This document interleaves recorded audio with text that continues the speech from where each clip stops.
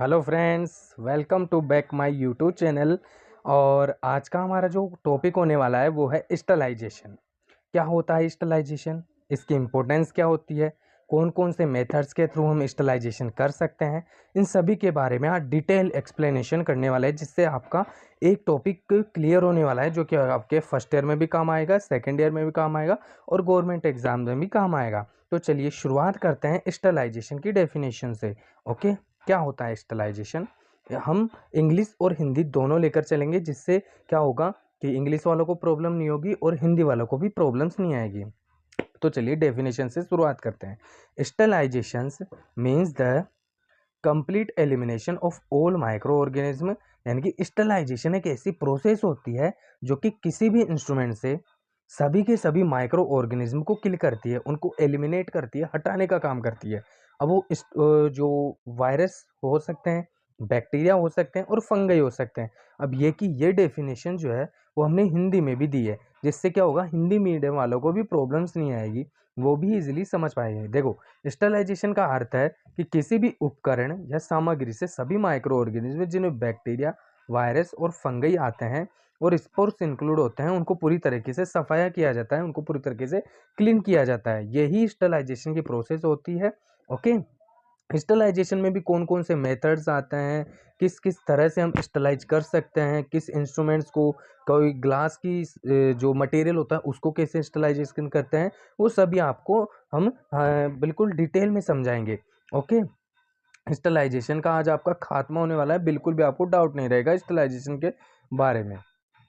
ठीक है, तो अब हम समझते हैं नेक्स्ट में कि इम्पोर्टेंस, स्टरलाइजेशन की इम्पोर्टेंस क्या हो जाती है, क्यों इम्पोर्टेंस है, स्टरलाइजेशन क्यों आवश्यक है। ओके, तो फर्स्ट जो इम्पोर्टेंस है वो क्या करता है स्टरलाइजेशन, इट प्रिवेंट इन्फेक्शन, यानी कि इन्फेक्शन को रोकने का काम करता है।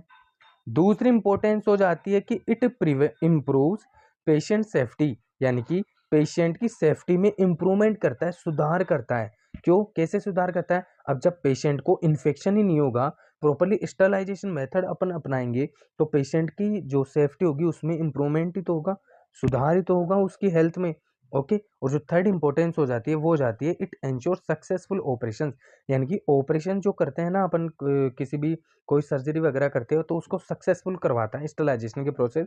अगर मान लो किसी कोई इंस्ट्रूमेंट है, उस पर बैक्टीरिया है, तो सामने वाले को इन्फेक्शन हो जाएगा सर्जरी के टाइम में, तो ऑपरेशन सक्सेसफुली नहीं हो पाएगा ना। तो इसलिए ये इंपॉर्टेंस होती है स्टरलाइजेशन की। ओके, ये है स्टरलाइजेशन का मेथड, समझ में आया हल्का फुल्का?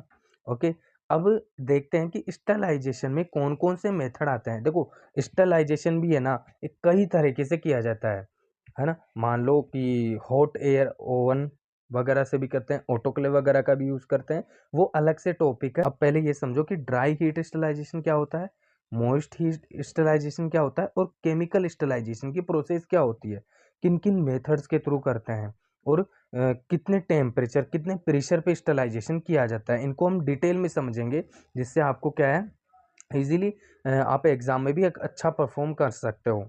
ओके, तो चलो लेके चलते हैं। फर्स्ट आ जाता है ड्राई हीट स्टरलाइजेशन, क्या होता है समझेंगे। स्टरलाइजेशन देखो, ये आ गया हमारा फर्स्ट जो पार्ट है, ड्राई हीट स्टरलाइजेशन क्या होता है। देखो, इसके अंदर हमने हिंदी यूज नहीं की है क्योंकि छोटे छोटे पॉइंट्स है, इसके अंदर हिंदी का आपका कोई रोल नहीं है। ओके, तो इसको मैं आपको ऐसे ही समझा दूंगा। देखो, यूजेस हॉट एयर ओवन। देखो, ड्राई हीट स्टरलाइजेशन की जो प्रोसेस होती है ना, उसके अंदर हॉट एयर ओवन, अभी मैं आपको फोटो भी दिखाऊंगा कि कैसा होता है ओवन।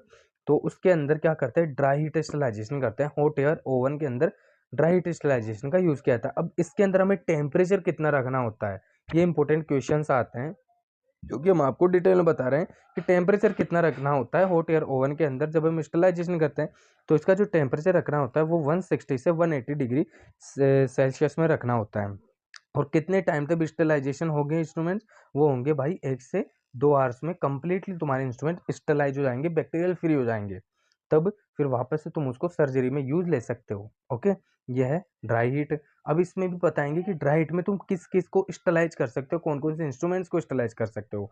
देखो, यूज्ड फॉर ग्लास वेयर, यानी कि जो ग्लास की चीज होती है ना, कांच की चीजें, उनको तुम स्टरलाइज कर सकते हो। एंड मेटल, जो धातु से बनी हुई चीज होती है, उनको तुम स्टरलाइज कर सकते हो, जैसे कि पेट्री डिश, यानी कि जो स्लाइड वगैरह कुछ आती है ना, उनको तुम स्टलाइज कर सकते हो। और फोर्सेप जैसे कि आर्टरी फोर्सेप हो गई, एलिस फोर्सेप हो गई, ये धातु की मेटल से बनी हुई होती है, इनको तुम स्टलाइज कर सकते हो ड्राई हीट स्टलाइजेशन की प्रोसेस में।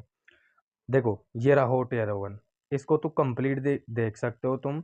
देखो ऐसा बना हुआ आता है हॉट एयर ओवन, दिख गया ना, दिख रहा है ना आराम से, ये है हॉट एयर ओवन कंप्लीट। देखो अब इसके पार्ट्स के बारे में तुम्हें जानने की ज़रूरत नहीं है, वैसे तुम जब प्रैक्टिकली करोगे ना काम, तो तुम्हें इजीली पता चल जाएगा कि क्या है, क्या कहाँ से टेम्परेचर मैनेजमेंट होता है।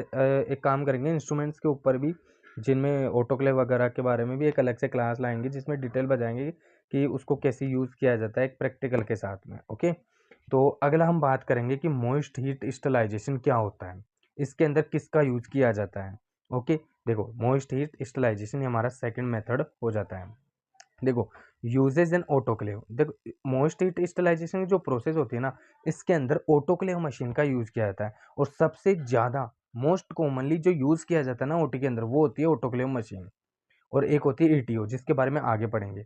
ऑटोक्लेव मशीन का ही यूज किया जाता है, जो कि सबसे मोस्ट इंपॉर्टेंट हो जाती है ओटी के अंदर। मॉइस्ट हीट मतलब कि इसमें भाप, भाप जो होती है ना, जो मॉइस्ट हीट होती है उसका यूज करते हैं। ठीक है, देखो इसके अंदर वर्क विद स्टीम, यानी कि जो भाप होती है, स्टीम एंड प्रेशर, यानी कि ये बोलना चाह रही है ये लाइन कि ये जो ऑटोक्लेव होता है, जो मोस्ट हीट स्टलाइजेशन होता है, ये हीट के साथ यानी कि प्रेशर के साथ और स्टीम यानी कि भाप के साथ काम करता है। भाप और प्रेशर के थ्रू ही हम इसके अंदर क्या करते हैं, स्टलाइज कर सकते हैं इंस्ट्रूमेंट्स को। जैसे जैसे भाप बनेगी, स्टीम बनेगी, वैसे वैसे क्या होगा, टेम्परेचर बढ़ता जाएगा ऑटोक्लेव का। ओके, और इसका जो टेम्परेचर होता है वो होता है 121 डिग्री सेल्सियस। और प्रेशर कितना रखा जाता है, 15 psi का। और जो टाइमिंग होती है ना, 15 से 20 मिनट में हम ऑटोक्लेव कर सकते हैं इंस्ट्रूमेंट्स को। और ये सबसे इफेक्टिव मेथड भी होता है, ये कंप्लीटली किल कर देता है भाई बैक्टीरिया को। एक बहुत अच्छा मेथड है जो कि ऑटोक्लेव में मोस्ट कॉमनली यूज किया जाता है। ठीक है ना। अगला जो मेथड हो जाता है, देखो ऑटोक्लेव की मैं तुम्हें फोटो दिखा देता, ऐसा होता है कुछ ऑटोक्लेव। और अलग अलग टाइप के आते हैं, हॉरिजॉन्टल भी आता है, अलग अलग टाइप के ऑटोक्लेव आते हैं। वो जब भी आप काम करोगे ना ओटी के अंदर, अलग अलग टाइप के आपको देखने को मिलेंगे ऑटोक्लेव। ओके, अब चलते हैं हम नेक्स्ट, जो भी है हमारे पास केमिकल स्टरलाइजेशन। केमिकल स्टरलाइजेशन क्या होता है, कभी सोचा है। केमिकल, केमिकल में आ जाता है इथाइलिन ऑक्साइड, जो कि एक मोस्ट इंपॉर्टेंट होता है। इसके अंदर इथाइलिन ऑक्साइड का ही मेनली रोल होता है केमिकल के अंदर। Okay, suitable for heat sensitive instrument, और ये हीट सेंसिटिव इंस्ट्रूमेंट्स के लिए सूटेबल होता है। लाइक जैसे कि प्लास्टिक हो गया, प्लास्टिक हो गया, है ना, हीट सेंसिटिव ही होते हैं, ये तुम्हें भी पता है। प्लास्टिक अगर तुम उसको उष्मा दोगे तो पिघल जाएगा, है ना। तो केमिकल मेथड उनके लिए यूज़ किया जाता है, प्लास्टिक की वस्तुओं के लिए। जैसे कि रबर, रबर को भी तुम जानते हो हीट सेंसिटिव होता है, अगर उष्मा दोगे पिघल जाएगा रबर। ओके, अगली जो स्लाइड है उसके अंदर हम आपको कंप्लीट, देखो केमिकल स्टरलाइजेशन का एक चार्ट बना के लाए हैं, उसमें हम आपको कंप्लीट बताने वाले हैं कि इसमें गैसियस में कैसे यूज़ कर सकते हैं और लिक्विड स्टरलाइजेशन में कैसे केमिकल स्टरलाइजेशन का यूज़ करते हैं। देखो गैसियस फॉर्म में हम क्या क्या यूज़ कर सकते हैं स्टरलाइजेशन के लिए। एक जो फर्स्ट इंपॉर्टेंट हो जाती है ईटीओ, यानी कि इथाइलिन ऑक्साइड। दूसरा हम गैसियस फॉर्म में यूज़ कर सकते हैं फॉर्मेल्डिहाइड का, नाइट्रोजन डाइऑक्साइड का। और जो फोर्थ यूज़ कर सकते हैं वो आ जाती है ओजोन, ओजोन का यूज़ कर सकते हैं किसमें, गैसेस स्टरलाइजेशन में। दूसरा हो जाता है लिक्विड स्टरलाइजेशन, अब इसके अंदर हम हाइड्रोजन पेरोक्साइड का यूज़ कर सकते हैं, ग्लूटर एल्डिहाइड का यूज़ कर सकते हैं और हाइपोक्लोराइड का यूज़ कर सकते हैं। ये होता है, इसको दो फॉर्म में बांटा गया है केमिकल स्टरलाइजेशन की प्रोसेस को। ओके, देखो कितना इजी तरीके से मैंने एक चार्ट क्यों बनाया है ताकि आपको समझ में आ सके। अब आपको दिखाते हैं कि ईटीओ मशीन कैसी होती है। ईटीओ मशीन का भी तो पता होना चाहिए कि ईटीओ मशीन कैसी होती है। ये हमारी ईटीओ मशीन, देखो इसके अंदर इंस्ट्रूमेंट्स डाले जाते हैं ओपन करके, और यही होता है इसको रेगुलेट करने के जो भी मेथड्स होते हैं, जो बटन वगैरह होते हैं। इसके मैं बोल रहा हूँ ना कि इंस्ट्रूमेंट्स के बारे में भी कंप्लीट क्लास लाएंगे, कि उन्हें कैसे चलाते हैं, क्या करते हैं, वो सभी आपको बताएंगे। फिर आते हैं इसमें प्रिकॉशंस, क्या क्या सावधानियां रखनी होती है जब भी हम स्टरलाइजेशन करते हैं। देखो instruments must be properly cleaned before sterilisation, यानी कि स्टरलाइजेशन से पहले इंस्ट्रूमेंट्स को प्रॉपर क्लीन करना होता है, मतलब वॉश वगैरह करना होता है। जब भी तो ये सावधानी रखनी होती है कि हम इंस्ट्रूमेंट स्टरलाइजेशन पहले प्रॉपर वॉश है। अगर तुम मान लो सर्जरी कर रहे हो और क्या ब्लड से सनी हुई इंस्ट्रूमेंट्स को तुम स्टरलाइज थोड़ी करोगे, पहले क्लीन करोगे, फिर पैक करोगे, फिर इंस्ट्रूमेंट्स को स्टरलाइज करोगे। ये होता है स्टरलाइजेशन का मेथड। तो ये सावधानी रखनी है तुम्हें फर्स्ट तो। दूसरी जो सावधानी हो जाती है वो ये हो जाती है कि प्रॉपर पैकिंग। देखो मैंने बोला था ना, पहले क्लीन करोगे, फिर वॉश करो, फिर प्रॉपर पैक करने का काम होता है। ओके। फिर आ जाती है do not overload the autoclave. Autoclave को तुम्हें ओवरलोड नहीं करना है, यानी कि जितना सामान उसके अंदर इजीली फिट हो रहा है ना, उतने को तुम्हें रखना है। ऐसे नहीं कि तुम धको धको के भर रहे हो उसको, ऐसे नहीं करना है। ओके। और जो फोर्थ जो प्रिकॉशंस हो जाते हैं वो आ जाते हैं maintain correct time and temperature. और जो सही टाइम और सही टेम्परेचर को तुम्हें मेंटेन करके रखना है। ऐसा नहीं कि तुम 120 है तुम 150 पहुंचा दिए, फूट जाएगा। ओके। और करेक्ट टाइम पे तुम्हें स्टरलाइजेशन करना है, 15 से 20 मिनट का ही उसका टाइम होता है ऑटोक्लेव का। ओके। तो देखो ये थी स्टरलाइजेशन की एक क्लास, जो कि मैंने जितना बेहतर हो सकता है उतना ईजी तरीके से बताने की कोशिश की है। तो अगला जो भी टॉपिक है वो मैं आपको लेके आने वाले हैं, जो कि फर्स्ट ईयर और सेकेंड ईयर दोनों के लिए इंपॉर्टेंट हो जाएगा। तो वीडियो को लाइक सब्सक्राइब जरूर कीजिए और दोस्तों के साथ शेयर कीजिए। Thank you.